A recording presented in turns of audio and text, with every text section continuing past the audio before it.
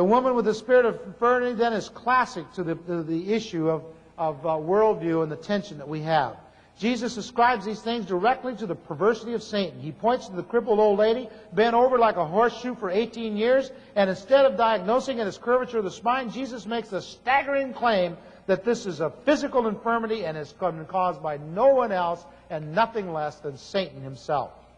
We look at crippling diseases today and often piously shake our heads and speak all the trite absurdities of a non-thinking people by saying, well, it's the will of God, and it's hard to understand the will of God in these things, and we'll understand it better when we get to heaven.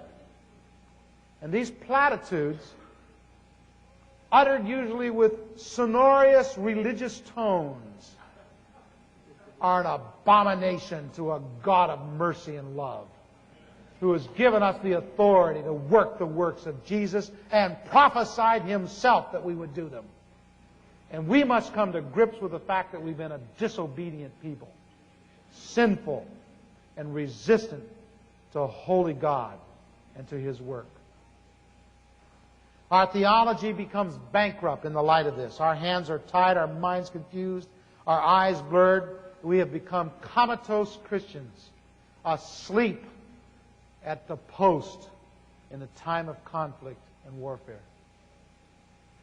Not so with Jesus. He looked at this, and in crystal clear terms, He said, it's the work of the devil. And I came to do the devil in. Jesus was a devil duster. He came to stop Him at every point. There was nothing about the devil that He liked. Jesus on one occasion said, here comes the enemy, and he has nothing in me. And we, the church today, cannot make the same claim because we've yielded ground to the enemy at every turn.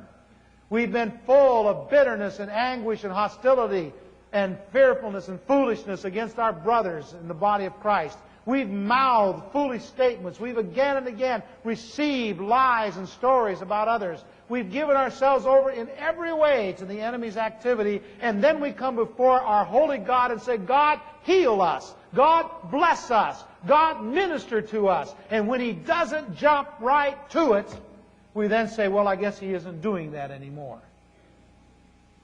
And that's what's going on in the Church of Jesus Christ today. But it's got to change. It's time that we turn from the wickedness and the pursuit of vanity that's preoccupied our minds as we've been obsessed with a desire for success and for bigness, that we might be somebody. When you can't get close to God, you spend most of your time counting people so that you can brag about how many you've got. It's time that we quit counting people and became accountable to a holy God and walked with Him.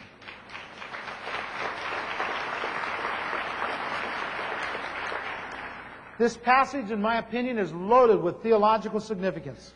Notice the woman had a spirit of infirmity. Also, that Luke, the doctor, is writing this text.